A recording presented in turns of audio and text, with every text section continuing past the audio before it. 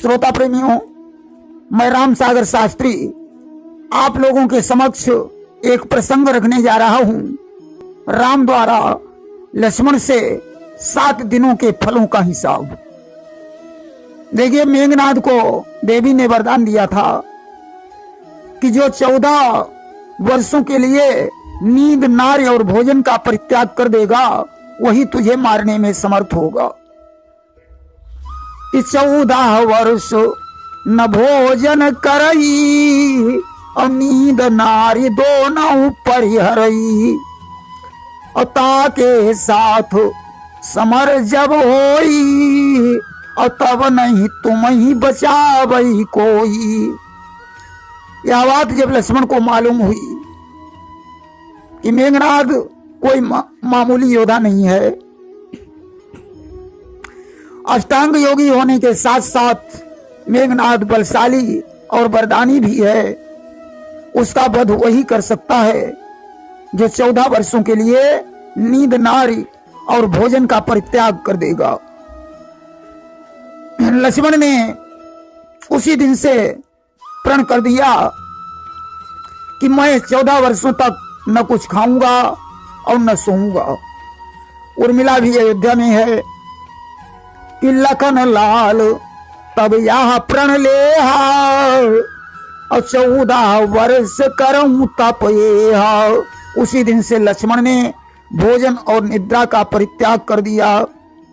जिस समय राम और सीता कुटी में सोते थे उस समय लक्ष्मण जी सारी रात पहरा देते थे कि पहरा देन लगे सो जब ही और निद्रा दे भी प्रगट भई तब ही।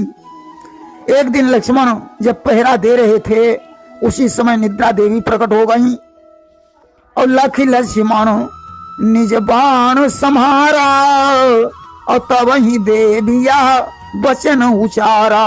निद्रा देवी को देखकर लक्ष्मण ने धनुष पर बाण चढ़ाया। तभी निद्रा देवी ने कहा, ठहरो लखनलाल, बाण चलाने की जरूरत नहीं है। मुझे निद्रा देवी कहते हैं, मेरे आश्रित होकर सारा संसार सोता है। लक्ष्मण ने कहा, माफ करना देवी, मैं सोना नहीं चाहता हूं। अगर मैं सो गया तो घननाद पर विजय प्राप्त करना असंभव होगा। ताते मानहूं अर्ज हमारी और जाबऊ जहां उर्मिला नारी। इसलिए हे देवी, मैं तुमसे अनुरोध कर रहा हूं कि तुम अयोध्या को चली जाओ जहां मेरी पत्नी उर्मिला रहती है। कि बेगी अयोध्या धाम सिधाबऊ और मैं जागऊं तुम ताही सुलाबऊ। आप अतिशीघ्र अयोध्या में जाओ, मुझे 14 वर्षों तक जागने दो, मेरी पत्नी को सुला दो। सुनी लक्ष्मण कहे अति प्रिय वाणी और निद्रा दे भी हृदय हर्षानी। लक्ष्मण जी की ऐसी बातें सुनकर निद्रा देवी प्रसन्न होकर अयोध्या चली गईं।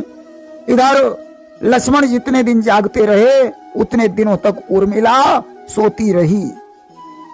इस तपस्या को पूर्ण करके लक्ष्मण जी ने घननाद पर विजय प्राप्त की। एक दिन भगवान राम ने लक्ष्मण से कहा, भैया तुम कहते हो मैं 14 वर्षों तक सोया नहीं और मैंने 14 वर्षों तक कुछ खाया नहीं। 14 वर्षों तक नींद तजी यह तो मैं खूब जानता हूं, पर इतने दिन ना खाया कुछ इस बात को नहीं मानता हूं। तुमने 14 वर्षों तक नींद का परित्याग कर दिया, इस बात को तो मैं मान सकता हूं, परंतु तुम कहते हो कि मैंने 14 वर्षों तक कुछ नहीं खाया, मैं इस बात को नहीं मान सकता हूं। कि मैंने हिसाब सब जोड़ लिया, तुम निराहार किस तौर रहे, बतलाओ तो लक्ष्मण भैया, फल 7 दिनों के कहां गए। राम ने कहा, लक्ष्मण मैंने हिसाब जोड़कर देखा है जिसमें 7 दिनों के फल गायब हैं। इसका मतलब है कि तुमने 7 दिनों के फल खाए हैं और तुम कहते हो मैं निराहार रहा। लक्ष्मण ने कहा भैया यह बात सत्य है कि 7 दिनों के फलों का अंतर आ रहा है, परंतु इसका मतलब यह नहीं है कि वे फल मैंने खा लिए। राम ने कहा लक्ष्मण तो उन 7 दिन के फलों का हिसाब दीजिए। लक्ष्मण ने कहा सुनो भैया कि जिस दिन वनवास हुआ प्रभु का मैं सीता सहित सिधाया था, चलते चलते दिन गुजर गया उस रोज नहीं कुछ खाया था। जिस दिन आपका वनवास हुआ मैं भी माता सीता के साथ आपके साथ में चला, सारा दिन गुजर गया, उस दिन हम तीनों ने कुछ भी नहीं खाया। राम ने कहा ठीक कहते हो लक्ष्मण, उस दिन हम सभी निराहार रहे, परंतु फिर भी 6 दिनों के फलों की गड़बड़ी है। लक्ष्मण ने कहा सुनो कि जिस रोज भरत का मिलन हुआ पितु मरण संदेशा पाया है, हे भैया या तो याद करो उस दिन न किसी ने खाया है। जिस दिन भरत भैया मिलने के लिए चित्रकूट में आए और उन्होंने पिता की मृत्यु की सूचना दी, उस दिन भी किसी ने कुछ नहीं खाया। राम ने कहा ठीक कहते हो लक्ष्मण, उस दिन पिता के सोच में किसी ने कुछ भी नहीं खाया, परंतु फिर भी 5 दिन के फलों का हिसाब बाकी है। लक्ष्मण ने कहा भैया कि 3 दिन एक पग खड़े रहे, सागर का ध्यान लगाया है, हे भैया यह भी याद करो उस रोज नहीं कुछ खाया है। 3 दिन एक पैर खड़े होकर आपने समुद्र की प्रार्थना की, जब आपने कुछ नहीं खाया तो मैंने भी कुछ नहीं खाया। राम ने कहा ठीक है, फिर भी तो 1 दिन के फल का हिसाब बाकी है। लक्ष्मण ने कहा सुनो कि जब मेघनाद ने क्रोधित हो मुझ पर ब्रह्मास्त्र चलाया है, हे भैया यह तो याद करो उस रोज नहीं कुछ खाया है।